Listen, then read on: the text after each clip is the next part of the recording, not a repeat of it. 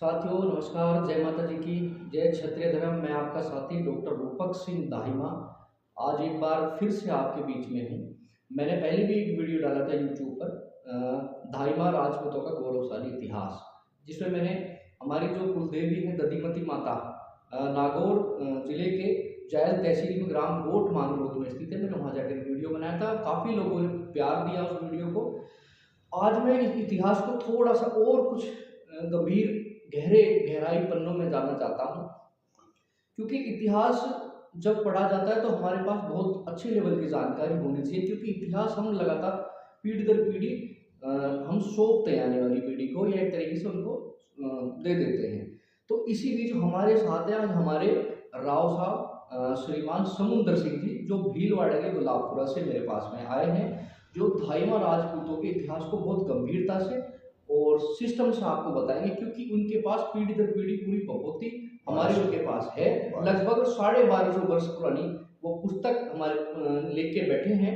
तो मैं चाहता हूँ कि ये जो इतिहास के कुछ पन्ने हैं ये आप तक भी पहुंचे, और हमारी धाइमर क्षत्रियों के ऊपर एक बड़ी पुस्तक लिखने का भी प्लान चल रहा है। काफी हद तक वो सक्सीड हो चुका है, जल्दी आप लोगों के बीच में आएंगे। फिर भी हमने एक मोटा मोटी लोगों तक इतिहास पहुंचे, इसलिए हम समुंदर सिंह जी से बात करेंगे। हुकुम, पहले तो आपका धन्यवाद कि आप जयपुर में मेरे पास पधारे हैं। मैं साथियों आपको बताना चाहूँगा, मैं पेशे से डॉक्टर हूँ और मेरा ईश्वरीय कृपा से सब कुछ अच्छा चल रहा है। फिर भी मेरे को लगा कि धाइमा राजपूतों के लिए कुछ करना है, तो इसलिए बहुत बहुत धन्यवाद आपका। श्रीमान, आप भीलवाड़ा से पधारे हैं और आपके अंदर भी जुनून है कि धाइमा राजपूतों का जो गौरवशाली इतिहास है, जो 36 वंशावलियां हैं, 36 क्षत्रिय हैं अलग अलग, उसमें धाइमा राजपूतों का इतिहास। तो मैं आपसे ये निवेदन करूंगा कि ऐसा क्या कारण रहे हैं कि धाइमा राजपूत जैसे और जो गोत्र हैं वो बहुत ज्यादा फले फूले हैं, धाइमा राजपूत कहीं ना कहीं थोड़ा सा डाउनफॉल पे रहे। हिस्ट्री मतलब हिस्ट्री दबी रही। काफी राजपूत अलग अलग क्षेत्रों में जाता हूँ तो धाइमा मेरे को मिलते हैं, तो मैं निवेदन करूंगा वो क्या कारण रहे हैं आपसे। जी, मैं दाइमा राजपूतों की उत्पत्ति के बारे में बतलाना चाह रहा हूँ कि ये इतिहास 1200 साल से हमारे पास में है और हमारे पूर्वज जाते रहे, लेकिन कारणवश ये रहा कि पहले तो कुछ साधन नहीं थे। अब जो चले हैं इस साधन के माध्यम से, अब मैं जो है आपको दाइमा राजपूतों की उत्पत्ति के बारे में बतलाना चाहता हूँ कि ये 8वीं शताब्दी के अंदर अयोध्या के अंदर ये दाइमा राजपूतों की उत्पत्ति हुई। सूर्यवंश जो है, ये सूर्यवंश और ऋषि वंश जो है बने जाकर के, तो सूर्यवंश में राजा दशरथ जो थे उनके रानी थी कौशल्या, कैकेयी और सुमित्रा। 3 रानी कौशल्या के रामचंद्र जी और कैकेयी के भरत जी, सुमित्रा के लक्ष्मण जी और शत्रुघ्न जी हुए। रामचंद्र जी के पुत्र लव और कुश हुए। लव राजा ने लाहौर का राज किया, उसमें बड़, उज्ज्वल, खंडार, मुंडार, गैरवार, सिसोदिया, गहलोत राजपूत हुए और उनकी राजपूतों की उत्पत्ति हुई। कुछ ने कश्मीर का राज किया, उसमें कच्छावा, कुशवा जो बोलते हैं, जायस, तड़कड़, घोड़े वाले गोत्र के राजपूतों की उत्पत्ति हुई। और कैकेयी के पुत्र भरत जी हुए। भरत के 2 पुत्र हुए, पुष्कल और तक्षत। पुष्कल के वंश में अपने तक्षत के वंश में गोड़ कटेरिया गोत्र के राजपूतों की उत्पत्ति हुई और भरत के वंश में पुष्कल राजा की उत्पत्ति हुई और पुष्कल राजा के वंश में ही अपने दाइमा राजपूतों की उत्पत्ति हुई। इनका थोड़ा सा मैं विवरण बताना चाह रहा हूँ कि पुष्कल राजा के 24 पीढ़ी के अंदर चल करके, 24 पीढ़ी मेरे पास में है, ये पुणे सितारा में चले गए थे अयोध्या छोड़ करके, और पुणे सितारा के अंदर ये चले गए थे कि शिव ऋषि हुए थे। शिव ऋषि के पुत्र 3 हुए थे, गौतम, गुरादित और बच्छिस हुए थे। बच्छिस जो है गुरादित के गहलोत हुए, सो गढ़ नागदा चित्तौड़ का राज किया। गौतम राजपूत हुए, सो अरगल का राज किया। और बच्छिस ऋषि जी हुए, वो पुणे सितारा का महाराष्ट्र में जाकर के और राज किया। वहाँ से उन्होंने भूसावल में राज किया। उनके बच्छिस ऋषि जी के उत्तरदायित्व हुए अपने चिमन ऋषि हुए। चिमन ऋषि जी के धारराव जी हुए, दधिच ऋषि जी हुए, दधिच ऋषि के धारराव जी हुए। इन्होंने गुजरात में राज किया, भूसावल में, अमरगढ़ में इन्होंने राज किया। और अमरगढ़ से फिर इनके बच्छिस ऋषि जी के उत्तरदायित्व धारराव हुए। धारराव राजा ने वहाँ से अपना अमरगढ़ छोड़ करके और ये नागौर में राजस्थान में आकर के रहने लगे। राजस्थान में नागौर में आए संमत विक्रमी संमत 1111 के अंदर इन्होंने यहाँ आकर के अपना राज स्थापित किया।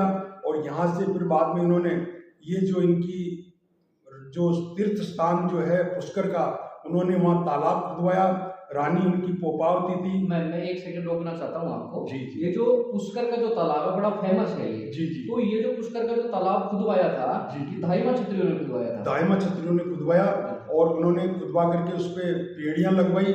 और जब उसमें अकाल के समय में उसकी रानी पोपावती ने दूध की धार मारी, जब 2.5 पेड़ी जल हुआ था। और उसके बाद में आगे चल करके ये अपने तीर्थ स्थान जो है दाइमों का है। और इसको अपने जो है मेरे जो पुस्तक है, जो मेरी वंशावली है, उसके अंदर पुनः लिखा हुआ है। और सब जो जितने भी अपने राजाओं ने, जहाँ वशिष्ठ ऋषि जी के वंशजों ने और इन्होंने जो जाकर के और गुजरात में किया, अपने महाराष्ट्र में किया, उसके बाद में ये यहाँ पे आए नागौर, और नागौर में आकर के और रहने लगे। फिर दाड़ राव जी के वंशज के अंदर अपने अमरगढ़ से निकल कर गए और फिर ये अपने संमत 1111 के अंदर आए। तो इनके नागौर के अंदर इनके दधी जो ऋषि जी जो थे, उनके पिता की याद में ये दधी माता का मंदिर बनवाया। और मंदिर बनवाया मांगलोत गांव में, और इसकी पूजा पाई। उसके बाद में ये दाड़ राव जी के पुत्र हुए थे अर्जुन सिंह। अर्जुन सिंह के पुत्र हुए थे केमास, हंसु सिंह, नरहरदास, चाउंडराय, जगन्नाथ सिंह। ये पांचों जो पुत्र थे, ये अपने पृथ्वीराज जो दिल्ली का राजा बना था, उसकी सेना में सेनापति थे। इनके बाद में कन्नौज के जयचंद थे। जयचंद की जो है संयोगता, उनकी लड़की का स्वयंवर था। ये संयोगता जयचंद की नहीं थी। ये संयोगता को छोटी बचपन में, बालपन के अंदर जयचंद जो है ये एक मेले में गए और एक कन्या के ऊपर मोहित हो गए। उस कन्या को उठा के ले आए और उठा के ला करके अपनी रानी को दे दिया। उनको कहा कि पाल पोस करके इसको बड़ी पाल पोस लो। पोस करके उसको बड़ी किया। तब उसके वहाँ पे बच्ची जब शादी लायक हो गई तो भारत देश से राजा महाराजों को बुलाया गया और बुला करके उसका स्वयंवर रचाया, यज्ञ किया। उसमें राजा महाराजा आए और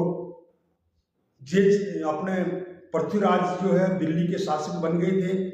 और नाना की गादी पे बैठने से ये द्वेष भावना रखते थे, और द्वेष भावना रखने से पृथ्वीराज जी को नहीं बुलाया। लेकिन पृथ्वीराज जी के जो सेनापति थे केमास, हंसु सिंह, नरहरदास, चाउंडराय और जगन्नाथ सिंह, ये वहाँ भेज दिए। तो ये चारों जो थे धाइमा परिवार से थे और ये वहाँ गए। वहाँ जाने के बाद में संयोगता ने अपने पिता के कहने पे माला लेकर के और सभी राजाओं के समक्ष में घूम करके, किसी के माला नहीं डाल करके, और पृथ्वीराज की सोने की मूर्ति बना करके उन्होंने पांडाल पे रख रखी थी, उस मूर्ति में ले जाके माला डाल दी। उसके बाद में ये जो इनके जो संरक्षक जो थे, इनके केमास, हंसु सिंह, नरहरदास, चाउंडराय, जगन्नाथ सिंह, इन्होंने कहा कि ये पृथ्वीराज राजा के माला डाल दी तो ये उनकी हो गई, हम इसको लेके जाएंगे। वहाँ झगड़ा हुआ। उस झगड़े में 4 जो सैनिक मारे गए और उसमें एक चाउंडराय सिंह बच करके नागौर चले गए। नागौर जाकर के रहने लगे। नागौर में फिर इनके बेटा हुए ठुकरीदास सिंह।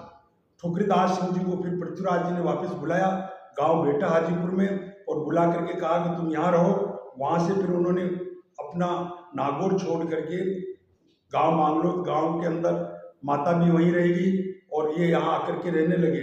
फिर इनके पुत्र जो हुए राजपाल सिंह और महिपाल सिंह। महिपाल सिंह ने हरियाणा के अंदर जाकर के, और ये पलवल के पास में है राजूपुर प्रतंत्री गांव, वो अपने नाम से बसाया।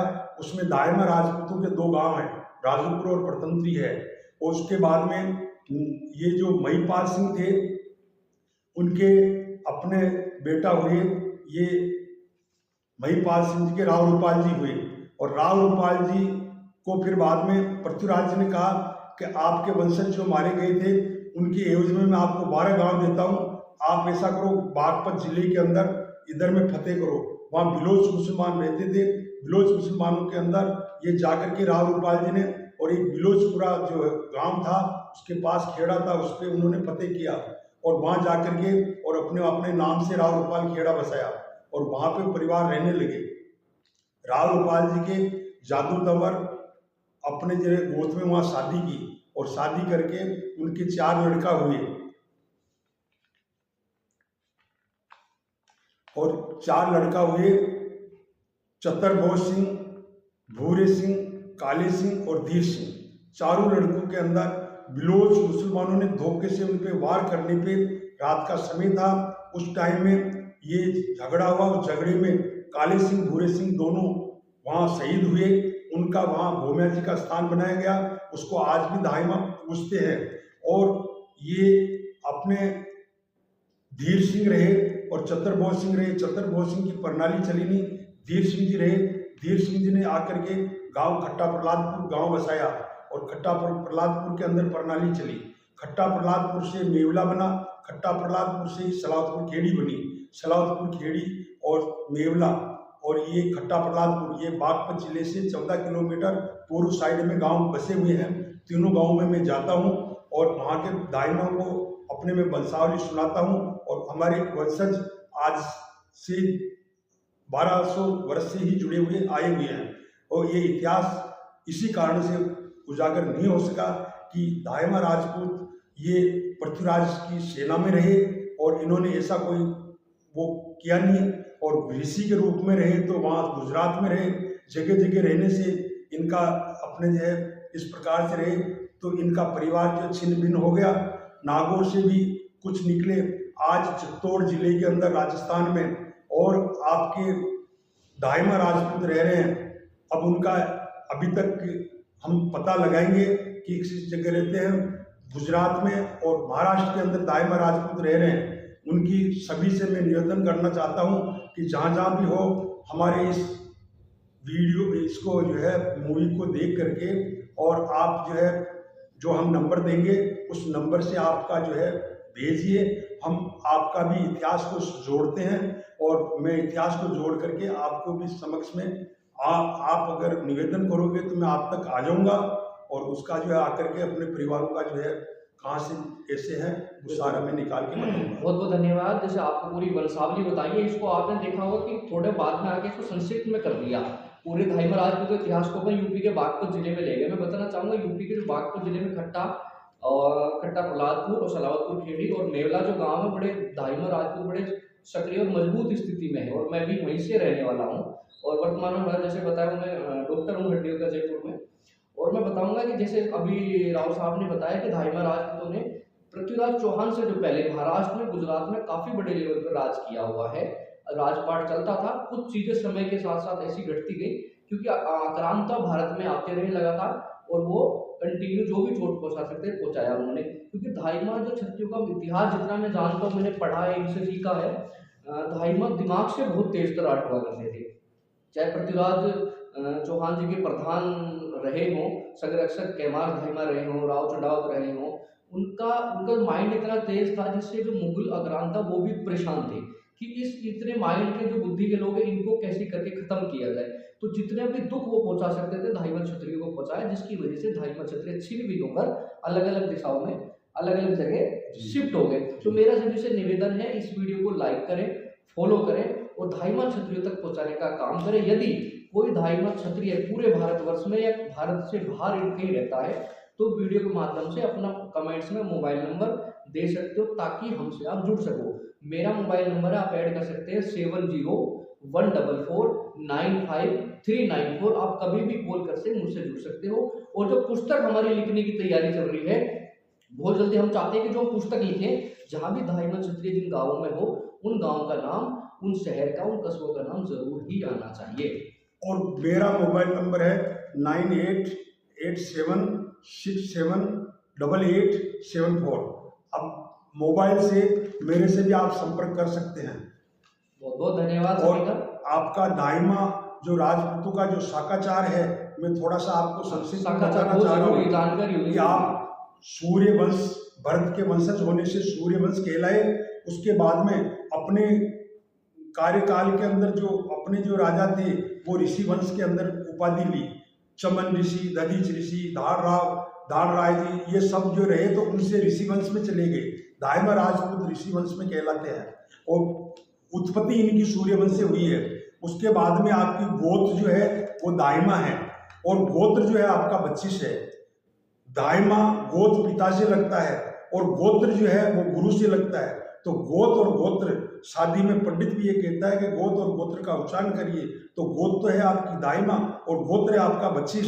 देवता आपके शिव है और ये जो गांव में भूरे सिंह और काले सिंह जो बाबा हुए थे वो भूमे जी का स्थान है।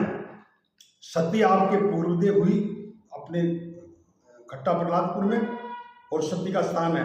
निशान आपके जो आपका जो निशान है, पहले राजा महाराजों के जो झंडे हैं आज भी हैं, वैसे ही निशान अपने भृगु का निशान है।